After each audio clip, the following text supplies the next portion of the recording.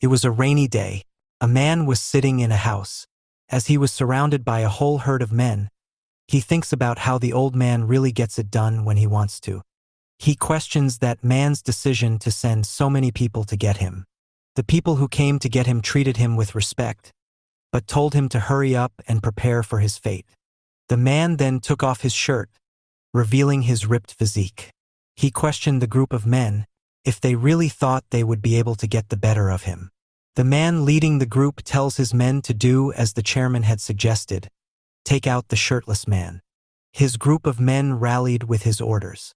Everyone brought out their knives and went to attack the shirtless man who smirked in arrogance. Blood flew off from the dangerous exchange between the man and the group of people on that rainy day. The scene changes to the police headquarters where a briefing is being held. The briefing was about the recent fire. It involves the Tarim group. They initially started off in the infrastructure industry and expanded into other fields as time passed on. They are considered to be the best at whatever they are doing, but it is all a facade.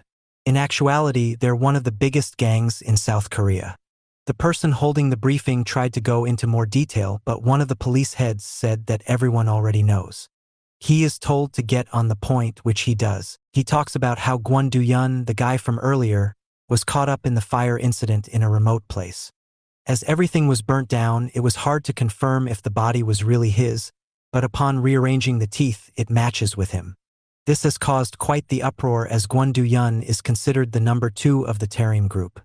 Currently, a funeral is being held for Kwon Do-yeon. The funeral is being monitored by the police. The police heads involved asks why the police are overseeing it. The speaker tells them that it is because the gang might be looking to take action in revenge of the passing of Do-yeon.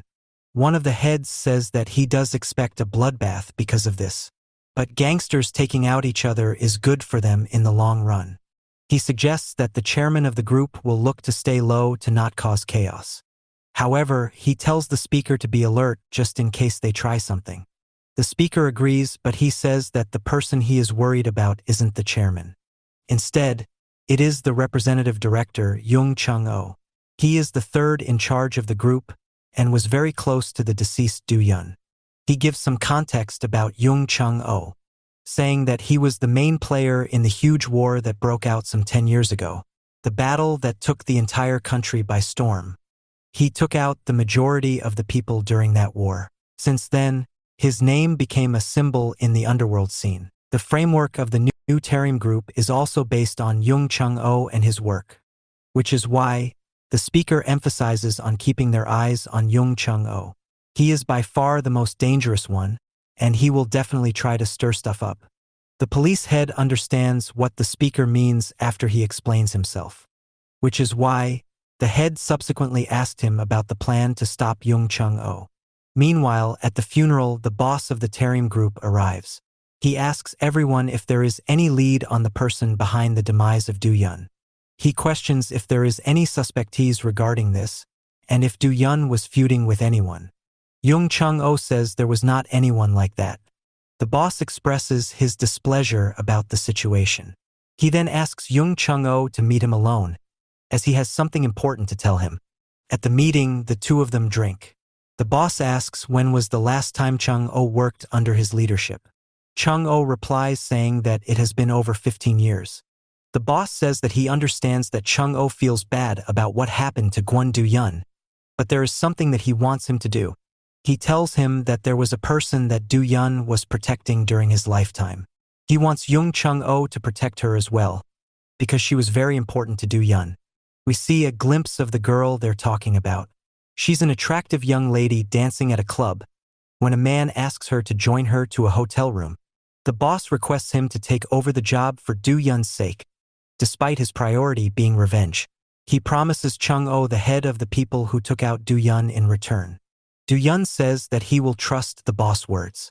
The boss also puts his trust on Chung-oh, as he is the only one he has left after Do-yeon's passing.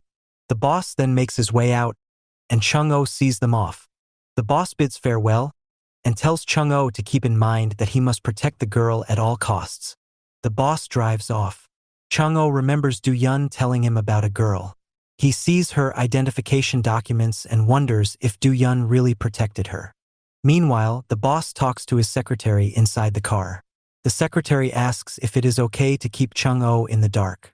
The boss states that it is fine, because Chung-Oh is very professional about work. The secretary counters, saying that if Chung-Oh finds out that the boss took care of Do-Yun because of that lady, then he might start seeing him as a threat. The boss says that if he tries doing that, he will take care of him the same way he took care of Do-Yun. He then asks the secretary what the girl was doing, to which she says that the girl is going about things as usual. The scene changes and the girl is seen in the hotel room with the guy. The guy offers her a drink, which she accepts. He asks her if she likes it.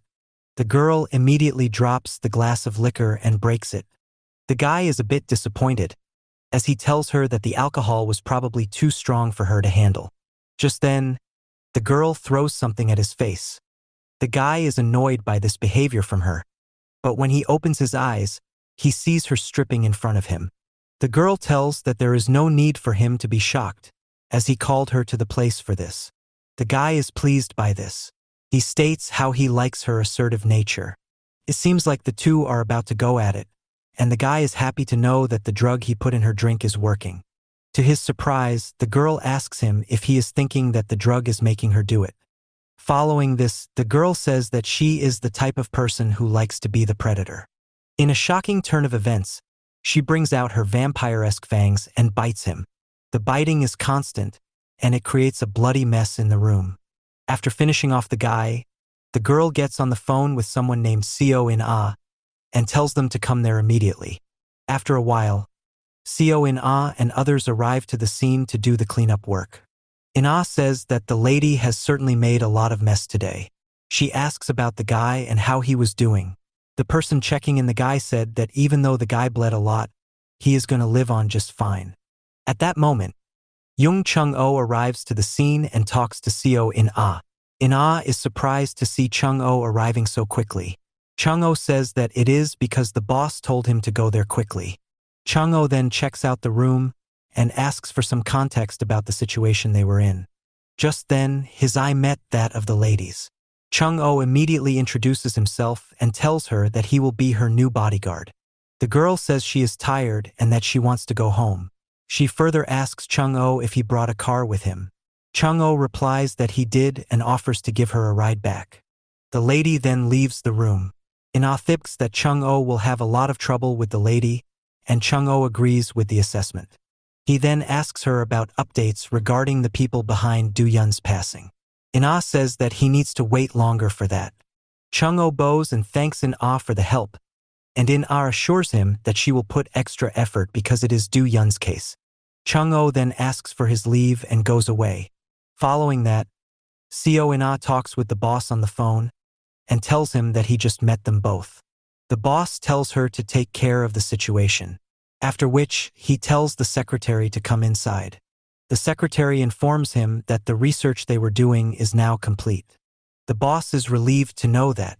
She further explains how the extraction they did from all three segments are complete and have been successes. The samples also came out well. The boss can't be happier because of this.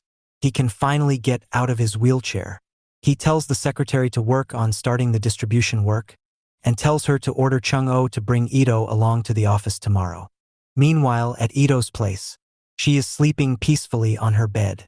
Upon waking up, she is a bit taken aback by the homely surroundings, but remembers that she did come back home. She gets up from her bed and finds young Chung-Oh around the kitchen, preparing food. She asks Chung-Oh why he is there and how he has the password to her place. Chung-Oh replies that he is here because the boss told him to, and that he got in because he has a master key. He then lets her know that he has prepared her breakfast. She is kinda mad though, as she never said she was hungry. But Chung-Oh explains how the boss wanted him to do this for her. Chung-Oh then goes to make a phone call, whereas Ito felt irritated by the boss' interference in her life. While Chung-Oh was on the phone, Idol tried the tempting food that was on offer, and after having it, she was quite amused. Chung-Oh came back and asked her if she liked the food. She didn't answer him directly but made sure to ask him where he got it from. He told her that it is a special ox soup he gets from a place that he and Do-Yun often went to. Right after, Chung-oh receives a call which told him to bring Ito to the Tarim Group office. He obliges and the two of them go there as told. Upon visiting the place, a woman takes Idol to a different room, while Chung-oh is told to go meet the boss. While she was being taken away, Idol looked Chung-oh in the eyes and blushed a little. Chung-oh also got connected to her at that moment and wondered if they really locked eyes like that. However, he doesn't let it get to him and goes to meet the boss instead. At the meeting, the boss orders Chung-oh to take care of the GM gang before the day is over. Chung-oh accepts the mission right away. After that, Chung-oh leads a group of Tarim gangsters to take out the ones from the GM gang. He orders his men to take them all out without exception. They get to work and a bloodbath ensues. As this was going on, Young Chung-oh decided to go inside the office of the GM gang. There he meets the CEO of the gang who offers him coffee. Chung-oh says that he wants his coffee iced. As the meeting between the two was going on, the members of the Tarim group were beating up the GM gang. One of the prominent members of the group said the rest to clean up quickly. A member of the GM gang took this as an opportunity to strike the guy. But the guy easily reverses him and stabs him with a knife. He tells them to not cause ruckus while his director and their CEO have a meeting. At the meeting room, the GM gang CEO talks about various things with Young Chung-oh. Chung-oh notices his talkativeness and points out how he must be talking too much out of nervousness. The CEO brushes it off, saying that he already knows what Young Chung-oh is capable of. Chung-oh says that if he knows what he is capable of, then he probably knows why he is here too. He is here to make him sign the business transfer contract right there without resistance. The CEO tells him to calm down a little. He brings up the recent passing of Kwon Do-yeon, saying that he should have gone to pay his respect to him. He understands the sorrow of Chung-oh, but he thinks that he should move on from it and start his own era. He suggests that it is the perfect time for Chung-oh to take over. Chung-oh tells him to keep his mouth under control. But the CEO goes on, trying to manipulate him to turn against the boss. Finally, Chung-oh had enough and he threw the ashtray to the head of the CEO. The CEO starts bleeding, but he retaliates, questioning Chung-oh if he thinks lowly of the CEO. He brings out his katana, but before he can do anything to it, Chung-oh disarms him. Chung-oh then puts his sword to his hands and warns him to not move his hands. He then goes on to hit the CEO over and over again with the ashtray to the head, berating him while busting his skull open more and more. He says that the CEO got on his nerves and continues the assault when the CEO asks for him to stop. The CEO once again says that he should stop following around the boss, Young Sung-taek, or else he will meet the same fate as Kwon Do-yeon, who also got used up. This makes Young Chung-oh stop for a second, as he questions the CEO if he knows anything about the passing of Kwon Do-yeon. The CEO refuses to give him anything concrete, which makes Chung-oh angrier, and he starts cutting up the CEO's hands. He tells the CEO that he has 10 chances to answer Chung-oh properly, or else his hand will get cut. The CEO refuses to say anything, as he doesn't know anything for sure. Irate, Chung-oh starts cutting the CEO's hand little by little. Not being able to handle it anymore, the CEO finally opens up. He says that while he doesn't know for sure, he has heard something from Yujin of the Il Sung group. Chung-oh says he doesn't know of any group like that. The CEO explains that they are known to be in the laundering business, be it money or identity. On the day when Do-yeon passed away, they laundered the identity of 20 men, and they all disappeared. He finds that fishy. He says that it all leads back to Kwon Do-yeon's passing. Chung-oh takes in all of this, and after taking it in, he tells the CEO that his information doesn't make any sense. He goes back into assault and forces the CEO to sign the contract. The guy waiting outside, Dal-bok, goes inside after everything is done for. Chung-oh tells him to clean up quickly. He also asks Dal-bok if he knows anything about the Il Sung group. Dal-bok doesn't, so Chung-oh asks if there is someone who does. Dal-bok remembers one guy who can bring all the information. Chung-oh tells Dal-bok to figure out stuff about the Il Sung in secrecy. Dal-bok agrees. After that, they make their way out of the place. The police keep a close eye on this from the nearby hill and report it to the higher-up. They talk about how this can be a good opportunity to get Chung-oh, but they don't want to jump the gun and risk anything. They also talk about how Gu Jagwong was making his way out of prison soon. Du Yun's passing will give Jagwong the license to wreak havoc. Problems will arise as expected, so it will all go according to their grand plan. Which is why they want to watch and wait. They also notice how Chung-Oh was going somewhere, and assume that he must be going to visit the chairman, Jung Sung-taek. They decide to follow Chung-Oh without getting caught. The scene changes to the Tarim Group headquarters. Chung-Oh is welcomed at the office, and he is told to change into new clothes and take a shower before meeting the boss. He looks at the picture of the girl again, and wonders if Du Yun was protecting her. He also remembers what the Jiam Gang CEO said. Not only that, but the final message from Du Yun to him told him to stay alive. It's nothing concrete, but it is a good starting point for Chung-Oh. He also wants to know more about CEO Yujin of the Il Sung Group. After he gets out, he is let into the boss room. Upon entering, the boss thanks him for the good work. The boss then says that Chung-Oh didn't ask anything today as well. Chung-Oh is a bit clueless, but the boss explains how he didn't ask anything about the girl he was protecting. However, the boss likes that part about him. Suddenly, the boss stands up. This shocks Chung-Oh, as he wonders how the boss stood up without his cane. After that, the boss turned around to show Chung-Oh a completely changed and youthful appearance, saying this is the reason why Jung Chung-Oh must protect the girl. Meanwhile, Dalbok is seen driving somewhere. He calls someone called Raleigh, but she doesn't pick up. He expresses his annoyance at her for ignoring calls. However, he eventually finds her house. The house seems to be in a run-down and discreet area. Dalbok wonders why she lives there. Raleigh sees him arriving from the security camera and opens the door through her computer. Dalbok drives in while also thinking that her taste in food is bad too. He gets out and carries out the heavy packaging. Raleigh asks him through the sound system outside if he had brought her packaging. He answers that he did, and so he is let into the house. The house is luxurious from the inside despite the outer look. Dalbok slowly makes his way into Raleigh's room. Upon entering, he suggests Raleigh to pick up phone calls.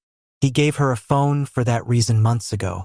Raleigh doesn't talk to him directly, instead using a text board to ask him about the stuff she wanted. Dalbok hands it over, saying he worked hard to get it. It's a box full of candies, which Raleigh likes a lot and is happy. Dalbok doesn't really understand why she likes it. Raleigh then uses the text board again to tell him that she has a gift for him in the other room. Dalbok doesn't know what it is, but he is excited. After going there, he sees that it is a very expensive limited edition sneaker that he wanted. He is happy to see it and puts them on instead of his shoes immediately. He likes the feel of it on his feet, and his opinion on Raleigh changes immediately. He starts calling her a cutie and offers to hug her for the gift. Raleigh uses her text board to tell him that if he tries getting close to her, she will finish him. Dalbok thinks it's quite harsh and inhumane of her. Raleigh uses the board again to ask him why he came to see her. Dalbok remembers and tells her that he came to find out information about the Il Sung Group. He needs it immediately, as it is an order from director Jung Chung-Oh. On the other hand, Jung Chung-Oh goes to Ito's home and thinks about who she even is. Just then he receives a call from Dalbok, who tells him that he found out about the Il Sung Group. He says that they are currently on a gun laundering assignment in Busan for the Russian mafia. He asks Chung-Oh if they should go there and approach them in Busan. Chung-Oh is against it and tells them not to, as it is not the right time. Besides, Gu Jagwong is getting released today, so he has that to worry about as well. Which is why Chung-Oh orders Dalbok to gather more information about their path to Busan, and if anyone is behind them. Not only that, but he also wants him to look into the 20 people who went missing after their identities were laundered. There must be some evidence about it. Dalbok obliges, but says that he will first look into the path of the enemy. Chung-Oh wants him to do it while keeping it a secret.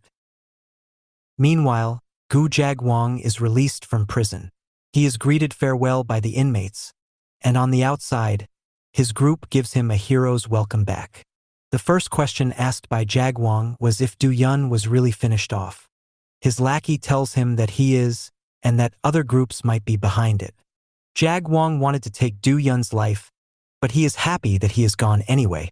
Following that, he expresses his will to visit the chairman and also meet up with Chung-Oh, who he despises. One of his lackeys informs him about the absurdity going on within the company, and it shocks Jag-Wong. He still can't believe it once he sees it, but it was true. The chairman is now younger all of a sudden, and he was beating someone up in an MMA fight. Chung-Oh appears with his men and asks Jag-Wong what he will do if he doesn't believe it. Seeing Chung-Oh pisses off Jag-Wong.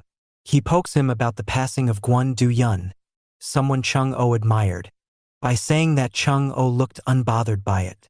He wonders if he wants to take Do-Yun's spot. The situation was about to get heated up, but the chairman intervened. He expresses how the passing of Chung-Oh was sad for him too, but they have to recover from it. Now that Gu Jag-Wong was back, the chairman suggests that they should get back to business.